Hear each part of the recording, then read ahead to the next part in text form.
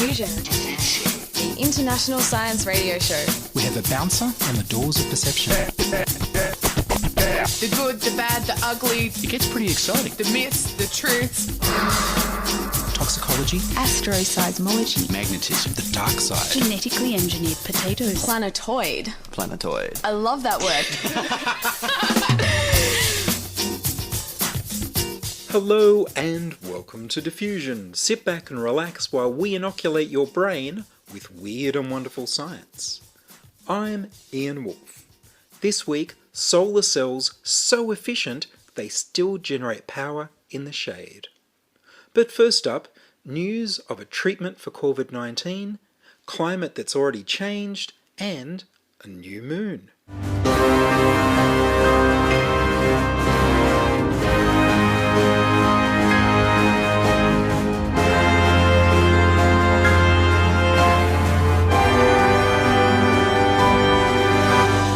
The first clinical trial in the United States of a possible coronavirus treatment is underway in Nebraska and is expected to include 400 patients at 50 locations around the world. They're being tested with an antiviral drug developed for Ebola called remdesivir. Dr. Andrew Khalil, who will oversee the study at the University of Nebraska Medical Center, said that patients who are hospitalized with the novel coronavirus COVID-19 will be eligible to join the trial if they have at least moderate symptoms. The World Health Organization has cited studies that suggest remdesivir might be able to target SARS and MERS, which are cousins of the new virus. Meanwhile, researchers at the University of Queensland have started testing a COVID-19 vaccine on animals. Australia now has 2 cases where COVID-19 has transferred from people who caught the infection in China to people who never travelled. In the meantime, the advice from experts is don't sneeze or cough into the air or your hands. Try for a tissue, handkerchief, or your elbow. Wash your hands really often. Wash daily the things that you touch often, like the screen of your phone or tablet. And finally, try hard not to touch your face when you're in public, even when it itches. Pandemic police state. The Australian federal government has declared a pandemic of COVID-19 and declared their intention of invoking the Draconian Biosecurity Act of 2015. In 2014, the same Liberal National Government cut funding to Australia's only Level 4 pathogen containment laboratory, then working on the viruses causing Ebola and MERS, the Australian Animal Health Laboratory in Geelong, Victoria. CSIRO was forced to fire 8 of their scientists. Infectious disease experts warned cuts to research would leave the country vulnerable to new and emerging diseases. We're now relying on this laboratory to grow and contain COVID-19 virus safely and test new vaccine and drugs. You might think with the danger of COVID-19 that a rational response would be to increase funding to this laboratory and to hire more scientists to work on prevention and treatment. Instead, the Attorney General Christian Porter has announced that Australia will be subject to the extreme clauses of the Biosecurity Act of 2015. They're very important laws. They will be, in some instances, strange and foreign to many Australians, but they will become very important, I would suspect, over the next couple of months. It's very likely that these laws will get used on a larger scale, and it's very likely that Australians will encounter practices and instructions and circumstances that they've not had to encounter before. Pauline Wright, President of the Law Society of Australia, warns that the exceptional powers under the Act do not have the types of safeguards and independent oversight protections afforded our law enforcement and security agencies' exercise of coercive powers. While control orders in cases of infectious diseases may be justified, there is no requirement for a person to actually be infected or for the officer to even reasonably believe or suspect that the person is infected, or may be infected, with a listed human disease before a control order can be made. It appears all of the power will be in the hands of the Minister for Home Affairs, Peter Dutton. While the Premier of Victoria has offered an extra $6 million for COVID-19 vaccine research, there's no extra science funding from the Australian federal government. Goodbye winter. Global warming has increased the temperature of the world by an average of 1 degree from what it was in 1880 before industrialisation. In Australia, the climate has changed from what it was in the 1950s and 60s. Summers are getting longer and winters are getting shorter. This has happened across Australia and will continue until we get carbon dioxide and methane emissions to net zero. A new report from the Australia Institute Climate and Energy Program uses information from the Bureau of Meteorology to graph changes in temperatures from the middle of the 20th century to 2019, and finds that Australian seasons have been shifting. Their analysis identifies the average temperature at the start and end of summer mid-20th century, and then looks at how these temperatures have changed in the years since. In the 1950s and 60s, summers were 3 months long. In the 20 years from 1989 to 2018, summers have become 31 days longer than the 1950s summers, while winters have become 23 days shorter than the 1950s winters. Over the 5 years from 2014 to 2018, Australian capital city summers were twice as long as their winters. Summers in regional areas like Port Macquarie, where the fire started in 2019, are now 7 extra weeks of traditional summer temperatures from what they experienced in the 1950s and 60s. As the length of bushfire summer season extends, the window to use our bushfire management techniques, like safe hazard reduction burning, typically in winter, shrinks. If 1 degree of global warming causes the wildfire havoc of 2019, and even longer summers and shorter winters, what's in store for us as we creep up to the Australian government's carbon dioxide emission targets of 3 to 4 degrees of global warming? This is coal. Don't be afraid. Don't be scared. The Treasurer knows the rule on crops. It's coal. The report is called Out of Season: Expanding Summers and Shrinking Winters in Subtropical and Temperate Australia, by Tom Swan and Mark Ogg, and can be downloaded from the Australia Institute, tai.org.au. New moon? Astronomers have discovered an unidentified object about the size of a car is orbiting the Earth. The object has been named 2020 CD3. Astronomers calculate it's been orbiting for about 3 years, and it's likely to escape Earth orbit to head out of the solar system by April 2020. It was first seen on the 19th of February 2020 by astronomers at the Catalina Sky Survey in Arizona. The Minor Planet Center, which monitors small bodies in space, has announced that 2020 CD3 doesn't match any known artificial object. This means it's a captured asteroid, or maybe a spy satellite. The last and only time we know of Earth capturing a passing asteroid into orbit was 2006 RH120, which arrived in September 2006 and left Earth orbit in June 2007. 2020 CD3 circles our planet about once every 47 days on a wide oval-shaped orbit that mostly swoops far outside the Moon's path. We'll find out in April if the calculations are correct and 2020 CD3 leaves Earth or orbits us for a while longer. Julian Assange is still in court for his hearing on whether he can be extradited to the United States to be tortured for his political activities as an investigative journalist and publisher. He's made to sit in a glass cage at the back of the courtroom where he's not allowed to speak. Unlike everyone else in the room, he has no microphone and is not permitted to sit with his lawyers to speak with them.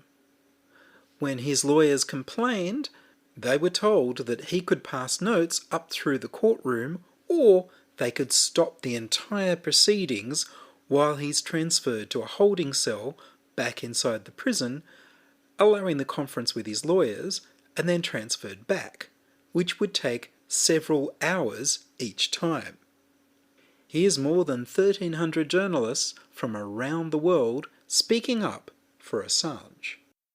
We journalists around the globe express our grave concern for Julian Assange's detention in a high-security British prison. And for the unprecedented espionage charges he faces in the United States. If he is extradited to the US, he could receive a sentence of 175 years in prison. This is the first time a publisher is being prosecuted for disclosing classified information.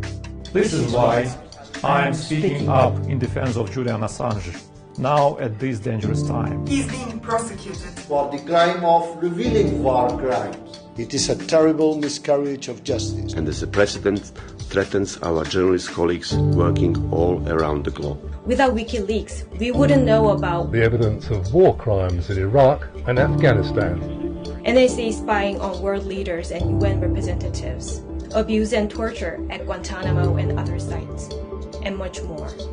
Publishing classified information in the public interest is an essential part of journalism. Many of the media outlets we work for release these stories alongside WikiLeaks. If the US government can extradite Assange for this, it will clear the way for governments to criminalize any of us anywhere in the world. Who will be next? Journalists and publishers should be able to shed light on government wrongdoing without the fear of being jailed.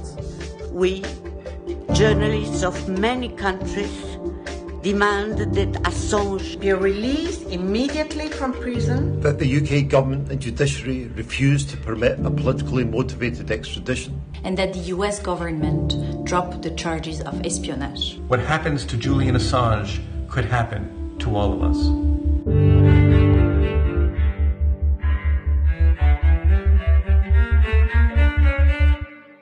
And finally, here's the UN Rapporteur on Torture, Niels Melzer.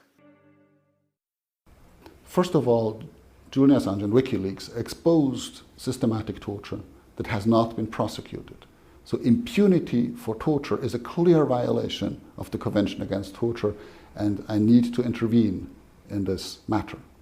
Secondly, we have examined Julian Assange and we have medical evidence that he has been exposed to psychological torture and is continually now exposed to psychological torture, which again is clearly within my mandate to intervene on his behalf.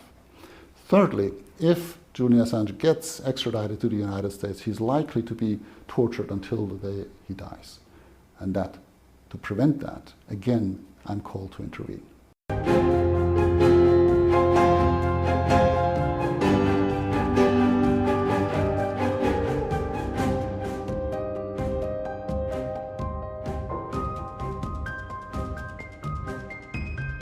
You're listening to Ian Woolf on Diffusion Science Radio. Send emails to science@diffusionradio.com. We're brought to you across Australia on the Community Radio Network and podcast over the internet on www.diffusionradio.com. Solar power that works in the shade. The 2019 winner of the Excellence in Outstanding Early Career Research Scopus Award is Young Bai. He's an ARC DECRA Fellow at the University of Queensland, working on a new class of semiconductors using quantum dots for integrated solar power conversion and storage. They convert so many electrons from light that they can generate power in the shade as well as sunlight. I began by congratulating Young for winning the award and asking him what is a quantum dot. Thank you. Quantum dot semiconductor material is actually semiconductor materials at nanoscales, usually below 10 nanometers. The semiconductor materials at this nanoscale will have unique or tremendous optoelectronic properties than its bulk counterparts. So the new class of quantum dot semiconductor materials we are currently developing are very promising in revolutionize in the next generation hybrid photovoltaics. It has a unique property which is called multiple exciton generation effect. So which means, compared with traditional semiconductors like silicon, the quantum dot material might generate multiple electron and hole pairs, which means it has the potential to further boost the power conversion efficiency of a hybrid photovoltaics, well beyond the theoretical efficiency limit. Quantum dots are used in the top-end TV displays at the moment to produce light? Yes. So the new class quantum dot materials we are currently developing are not limited to photovoltaic application. It has also excellent emission properties, which makes it excellent candidate for next generation lighting and display. And also, it has fantastic properties as an X-ray imaging candidate. So you're able to make more efficient solar cells because it's producing more electrons for every photon that hits it? Yeah, that's correct. And what sort of materials are you making the quantum dots out of? The current quantum dot material is based on a semiconductor called halide perovskite. It has a chemical formula of ABX3, where A site is actually an inorganic or organic cation. It's like cesium, like methyl ammonia ions. And B site is usually lead, tin, and germanium. And the X site is actually halogen. Okay, so with this new material you can make more efficient solar cells and you can also make displays that can produce light and even X-rays. Yes, because it is excellent material as for light-emitting diodes. It has very pure color emission and very high luminance as light-emitting diodes.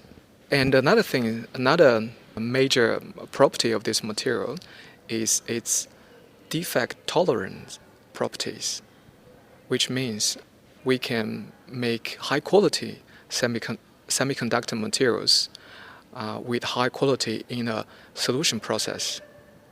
So if it's resistant to defects, does that mean you can scale up the production more quickly? Yes, that's correct. So we can use low-cost and scalable solution process to make these materials and also for device fabrication.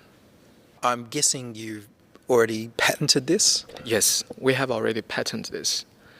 And a few leading companies have expressed their interests in scale up by using this type of new class quantum dot semiconductors. And so what's the big difference between the previous quantum dot semiconductors and the breakthroughs in your laboratory? As I mentioned before, this new class of quantum dot semiconductors have defect tolerance properties, which means we can easily make high quality materials compared with the traditional quantum dot materials on the market. So this means we can reduce the overall cost of the material making and device fabrication. And I suppose that means that current quantum dot systems before your work were not so tolerant and it was very hard to scale them up. It is very difficult to make high quality materials. Normally it relies on cold shell structure, which will make the synthesis process very complicated. And for traditional quantum dot materials, we need to control the synthesis very precisely.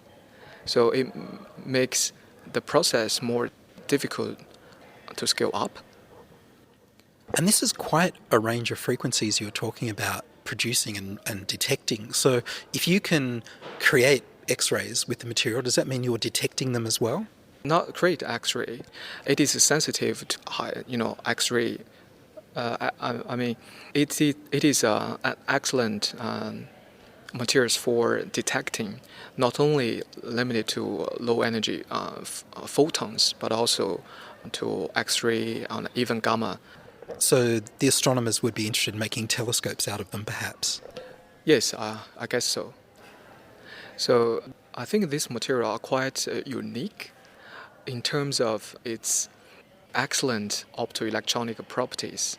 For example, it has very long charge diffusion length, which means upon light illumination or X-ray exposure, photo-generated electron holes have longer time to travel without immediate recommendation. So this property will make it an excellent candidate for a variety of photonic technologies, including solar cells, lighting and display technologies. And cameras, perhaps. Yes, you are right. I just wish this fantastic technology we are developing will eventually deliver some skill for the new economy in Australia and revolutionize the way we acquire energy. I mean, it could be a disruptive technology that change the society by allowing the use of more renewable energy in the future while reducing the carbon dioxide emission. So it's that much more efficient than what's available now? Yes. And also because the quantum dot semiconductor, when we deposit the quantum dot semiconductor as a thin film, such thin film will have very good mechanical strength due to the strong interparticle interaction. So which means a quantum dot semiconductor would be a great candidate for developing flexible and lightweight hybrid photovoltaics. It is very promising. It is very promising for developing building integrated photovoltaics or lightweight and flexible photovoltaic panel for a variety of applications with curved surfaces. And when you say hybrid, what's a hybrid system? It's kind of organic-inorganic hybrid semiconductor materials. And also, in a hybrid photovoltaics, it normally involves both organic and inorganic semiconductors. So you're able to make very flexible and very strong solar cells that are way more efficient than what's available now. Yeah, that's basically our target. Currently, the power conversion efficiency is still lower than the traditional silicon solar cells, but it has some advantages that silicon does not have, such as the flexibility, lightweight, semi-transparency, and high efficiency on the diffused light. I mean, for example, weak light or room light, it still can work very efficiently. So this type of solar cell can be used for powering the Internet of Things. So you've got a solar cell that can also work in the shade? Yes, that's correct. And even you can put it inside the building to efficiently absorb the room light. For example, the LED light you used in lighting, for lighting. So really, we should be putting this on everything because it doesn't have to face the sun to generate power. Yes, that's correct. For small electronics and portable electronics, or even Internet of Things in our future, we do not need high power sources. Perhaps a small hybrid quantum dot solar cells can sufficiently provide the energy it required for the small electronics or Internet of Things. My long-term career goal would be the translation of my early discoveries to applications that can change the society by allowing the use of more renewable energies. Well, Young, thank you very much. Thank you very much. That was Young Boy from the University of Queensland and winner of the 2019 Excellence and Outstanding Early Career Scopus Award for using quantum dots to make solar panels that are so efficient they work in full sunlight or in the shade. And that's all from us this week on Diffusion. Are you a scientist, artist, biohacker or maker who'd like to be interviewed about your work? Would your company like to sponsor Diffusion? Send your contributions, opinions, helpful suggestions and donations to science@diffusionradio.com. That's science@diffusionradio.com. Please like the Diffusion Science Radio page on Facebook and rate the show on iTunes. Tell your friends. Follow me on Twitter @Ian Woolf. The news music was Rhinos Theme by Kevin MacLeod of Incompetech.com. I produce Diffusion, which is broadcast around Australia to 28 stations on the Community Radio Network, including 2 RBM in the Blue Mountains of New South Wales, 8CCC in Alice Springs and Tennant Creek, 2 MVR in Nambucca Valley, 3 MBR in the Mallee Border districts of Victoria and South Australia, City Park Radio 7LTN in Launceston, Tasmania, and 2XXFM in Canberra. Diffusion is syndicated globally on the National Science Foundation's Science 360 internet radio station and also on astronomy.fm. Subscribe to the podcast on the Diffusion website, www.diffusionradio.com. That's www.diffusionradio.com. And check the website for links, photos and videos about this week's show. If you enjoyed this show, you can explore more than 1,000 previous episodes archived on diffusionradio.com, where the shows are labelled by keywords so you can focus in on the stories you want to hear. Join my patrons at patreon.com/diffusionradio. Make a donation through paypal.me/IanWolf. Support Diffusion by buying from the affiliate links at diffusionradio.com/support. Subscribe to the Diffusion YouTube channel at youtube.com/c/diffusionradio. I'm Ian Woolf. Join us inside your audio device of choice for more science wondering next week on Diffusion Science Radio. Science is fun. It helps you to learn, to know, and to appreciate. When you study science, you may go on field trips. You discover the marvelous interrelationships between all living things. You learn to read the history of the Earth as it is written in rocks and fossils. You find out what makes things tick, everything from a molecule to a living organism. In the study of science is found the most useful and satisfying knowledge of man. Knowledge of his physical world, its past, its present, and its future. And in your moments of relaxation, now and in the years to come, you will find the study of science leading you into fascinating pursuits. Photography, collecting. Why study science? Study science because you will find in the study of science a richer, more rewarding life.